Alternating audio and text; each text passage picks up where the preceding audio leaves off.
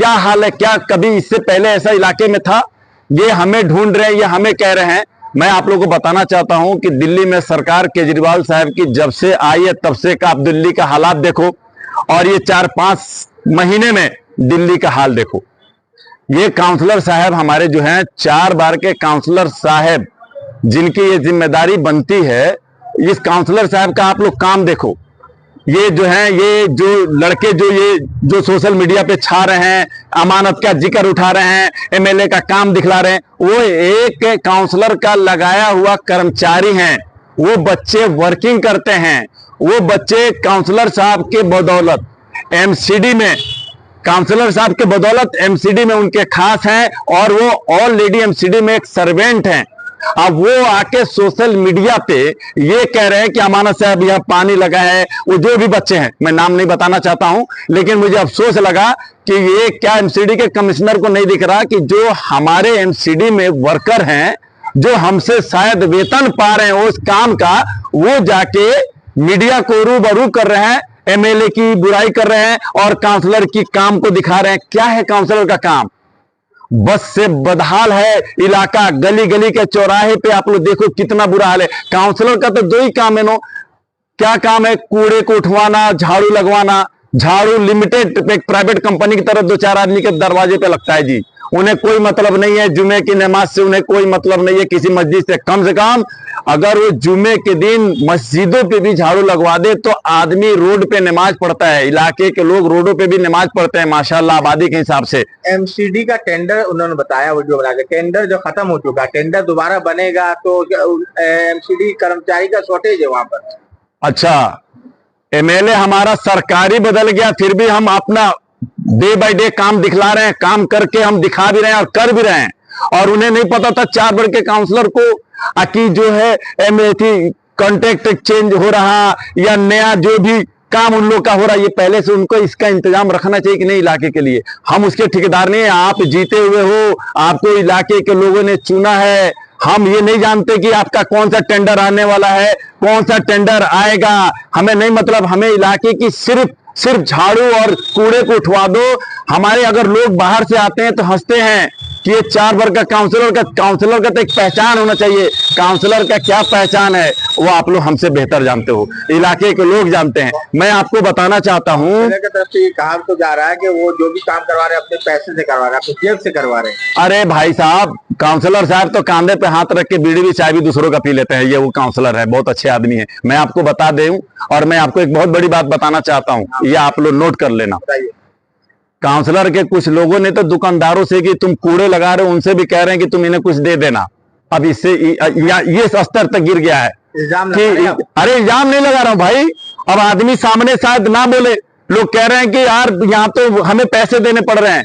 भाई किस लिए पैसे देने पड़ रहे हैं? आके वो कह रहे हैं भाई अभी तो हमारा नया टेंडर आने वाला है और 50 बातें कर रहे हैं तो आप कुछ दे दो। अब आदमी क्या करेगा? फिर लोग कह रहे हैं इलाके का, अब मैं कहां बताऊं, इलाके में लोग रहते हैं, इनके लड़के हो सकता है उसे भी धमका दे। आप लोगों ने देखा अभी 4 दिन पहले कूड़े के बारे में डाला गया, आपने देखा उनका फेसबुक उन लोगों ने कैसा जवाब दिया और कैसे बदतमीजी से बात किए। तो वो काम करके इलाके की तरक्की के लिए नहीं सोच रहे हैं, वो आपको और हमें दबाना चाहते हैं, पब्लिक की आवाज को दबा रहे हैं। अच्छा आप लोग सोचो, इससे पहले मोदी गवर्नमेंट से पहले कांग्रेस की सरकार रही दिल्ली में, कांग्रेस की सरकार रही सेंट्रल में। आज ओखले की आबादी देखो, एक कूड़े का इंतजाम नहीं हुआ है, कहीं भी एक अड्डा बना दे, कुछ नहीं। पार्षद ने कुछ नहीं किया। पार्षद यहाँ के सिर्फ लोगों के जुबान पे अच्छा बनना चाहते हैं, पार्षद काम करके अच्छा बनना नहीं चाहते हैं। पार्षद कांग्रेस के नाम पे, अपने चाल चलन पे लोगों से मीठी बात करके जीतना चाहते हैं। मैं इलाके को लोगों से रिक्वेस्ट करता हूं कि हर दिन आपका दिन है, हर कल आपका कल है। आप लोग अल्लाह के वास्ते इलाके की तरक्की के लिए सोचो, इलाके की काम उसे दो जो वो काम को अंजाम दे सके। काउंसलर की सरकार दिल्ली से लेके सेंट्रल तक रही है तो उनसे सवाल करना, ये तो कांग्रेसियों को बताना चाहिए नो। 4 बार का पार्षद को तो कम से कम जामिया में इतनी बड़ी जगह है, जामिया में अगर चाहते तो कहीं भी 1 बीघे 2 बीघे का इन्हें जगह मिल जाता, कुछ बन जाता, कुछ बनवा देते। आप शाहीन बाग का भी यही हाल है। हमारे आसिफ साहब की बेटी अरीबा जीती है, लोग आते हैं, लोग जरूरत पर बोल देते हैं, पब्लिक को खुश करके चले जाते हैं। नहीं नहीं नहीं, काम करने पड़ेंगे। आप जीते हो, आपको लोगों ने चुना है, उसका अंजाम दो। हमारी बातों का जवाब बातों से मत दो, हमारी बातों का जवाब काम करके दो। सब अमानत नहीं बन सकते हैं। सारा ऐसे एमएलए खुशनसीबों को मिलता है जिसने इलाके में हार नहीं मानी आज तक, और अब तक इलाके की गली गली में मुआयना करके और लोगों को दिखलाया जा रहा, पानी लग रहा उसका समस्या निकाला जा रहा। रोड बन रहा तो कहीं पानी लग रहा। भाई रोड को खोदना पड़ता है, खोदने के बाद सफाई करनी पड़ती है, सफाई करने के बाद फिर उसमें बेचारे जो वर्कर होते हैं उसको चुनाई करते हैं, जोड़ते हैं, तो कोई पानी कभी कभी बंद करना पड़ता है तो पानी उबल जा रहा। अब आप जुमे के दिन आ रहे हो तो जुमे के दिन इलाके ये जो है हमारा बहुत बड़ा इलाका है, अल्लाह का बहुत बड़ा करम है, लोग नहाते हैं, नमाज पढ़ते हैं, हमारे बुजुर्ग, हमारे माँ बहनें पूरी ओखला जुमे के दिन पाक साफ घर को करती है, धोती है, तो पानी लग गया तो आप उसको दिखला रहे हो। अरे आपका जो काम है वो करके दिखलाओ, आप हमारी जवाब काम से दो, बातों से मत दो। कुछ पुण्य नेता बताया जा रहा है। अरे वो तो सरकारी एमसीडी के कर्मचारी हैं, उन बच्चों को क्या पता। दानी साहब इलाके से बाहर तो निकले, 365 दिन के हिसाब से 5 साल में 1700 समथिंग डे होते हैं। अगर ये 6 महीना भी बरसाती मेढक भी बरसात में हर साल बोलते हैं, ये सिर्फ चुनाव से 6 महीना पहले बोलते हैं। मेरा गिनती है सोशल मीडिया के तमाम लोगों से कि आप लोग अगर ओखला की तरक्की चाहते हो, ओखला की आवाम को ये चाहते हो कि जो जीता वो जिम्मेदारी निभाए, तो आप लोग किसी की मुंहदेखी मत करो। आप लोग कहीं जाओ तो उनकी काम गिनाओ, काम दिखाओ और जनता तक उस संदेश को पहुंचाओ। अगर एमएलए काम नहीं करते हैं आप लोग बिल्कुल हमारे खिलाफ भी जाओ, अगर एमएलए काम करते हैं उनकी सराहना करो। लेकिन 4 वर्ग का पार्षद से 20 साल आप लोग हिसाब लो इलाके की, बस इससे ज्यादा कुछ नहीं बोलूंगा। पहली बार का पार्षद थोड़ी है, इससे तो पता होना चाहिए ना भाई साहब, इन्हें कौन सी बिल्डिंग टूट रही है, कौन सा बिल्डर बना रहा है, कौन सा काम रोकना है, कौन सा एमसीडी से कह के तोड़वाना है, कौन सा विपक्षी पार्टी का है, कौन सा मुझे चुनाव नहीं लड़ाता है, ये पता होता है। टेंडर कैंसिल हो रहा है, नया टेंडर है, तो ये तो पता होना चाहिए ना काउंसलर को। गंभीर इल्जाम लगा रहे हैं। अरे ये सच्चाई है, सच्चाई है। कोई आके हमसे डिबेट करे, हमारे सामने बैठ के बात करे। मैं इतिहास पे नहीं जाऊंगा, मैं सामने अपने ओखले पे जाऊंगा, ओखले प्रेजेंट पे जाऊंगा। ओखले का बद से बुरा हाल है, कैसी बातें कर रहे हो आप? करना पड़ जाएगा। अरे साबित करके भी दिखला देंगे, साबित करके भी दिखला देंगे। अब यही हमारा काम बचा है क्या? ये आप लोग भी बेहतर जानते हो, हर आदमी एक दूसरे से जुड़ा हुआ है, हर आदमी को पता है सामने बोलना ना बोलना है। कोई जब मसले होता है तो आदमी कहता है कि यार मामला बढ़ जाएगा, यार लड़ाई झगड़ा हो जाएगी, तो दो कदम लोग पीछे हट जाते हैं। लेकिन जो सच्चाई है उसका फेस करना चाहिए। हम हैं, चाहे अकेले में बोले चाहे 100 के बीच में बोले, हम अपने दम पे हैं, हम अपने दम पे। और आज के डेट में तीसरी बार का जीता हुआ एमएलए भी अपने दम पे काम करवा रहा है। ना सरकार से सपोर्ट मिली है और ना मिलेगी, लेकिन उसके अंदर दम है। इलाके की तरक्की के लिए अपनी दम खम से वो इलाके का काम करवा रहे हैं और इंशाअल्लाह ताला काम जारी रहेगा। दानिश साहब जो वो काउंसलर हैं जो एग्जाम के 365 दिन की तैयारी नहीं करते हैं, वो सिर्फ 65 दिन में ही टॉप कर जाते हैं। वो ये जानते हैं कि 5 साल में सिर्फ मेरे को 5 महीना मेहनत करना है, मुझे लोग जिता देते हैं। ये तो जनता को सोचना समझना चाहिए।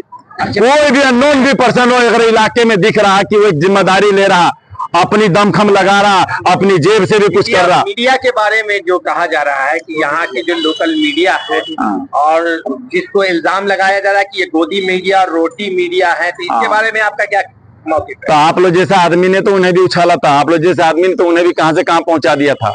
ये तो जवाब आप लोगों को देना चाहिए। अगर आप लोगों को, आप हमारे बयान ले रहे हैं, हमारा आप बाइट ले रहे हैं, अगर इसमें कुछ बोलता है तो उसको दम है तो हमारा सामना करे, हर तरह से हमारा सामना करके दिखलाए। ओखला में एमएलए 3 बार बन चुके हैं, एक आदमी 2 बार एक आदमी और बन गए हैं और तिबारा ये बन गए हैं। जो रोड बन रहा इलाके का, जो सीवर का काम चल रहा, कोई इतिहास गवाए ओखला की कोई बता दे कि 9-9 फीट 8-8 साढ़े 8-8 9-9 फीट गड्ढा किया जा रहा, सीवर लगाया जा रहा ताकि पानी ना उबले। एक सवाल ये है कि चूंकि आपकी पिछली वीडियो काफी वायरल हुई, उन पे लोगों ने इल्जाम लगाया यहाँ की मीडिया पर कि कितने पैसे आपने दिए हैं। मैं सुनो भाई, मैंने किसी पे कीचड़ नहीं उछाला। मीडिया को सच्चाई, मीडिया जो है वो सच्चाई दिखलाई, तो सच्चाई कड़वी होती है तो उसको भी पीना पड़ता है।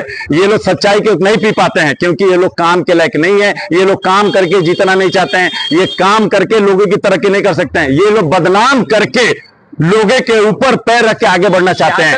और आम आदमी पार्टी अब मीडिया को भी घसीटा जा रहा है। अरे आप सुनो ना, आप देखो बारीकी से, आप लोग कल दिन में जाना, नफीस रोड बन रहा, नफीस रोड को आपने देखना इससे पहले कितना कैसे बनता था। इलाके के हर एक पुराने बुजुर्गों से पूछो, कांग्रेस की सरकार रही, कांग्रेस का एमएलए रहा, आसिफ साहब भी कांग्रेस से एमएलए रहे। आपने देखा होगा जब रोड खुदती थी, आधा सीवर का पाइप ऊपर होता था, आधा नीचे, रोड ढल जाता था। बेचारे जिसका 2 साल पुराना घर बना होगा वो भी डाउन हो जाता था। इस एमएलए ने क्या किया, जो काम 1 महीने का, उस काम को 4 महीने लगा दिया, मगर अंजाम दिया। 7 नंबर गली में 9-9 फीट है, नफीस रोड को 9.5 फीट कंप्लीटली बनाया जा रहा। क्यों? अगर सीवर उबलता भी है तो उबले रोड पर रहा है, अंदर ही अंदर रहे।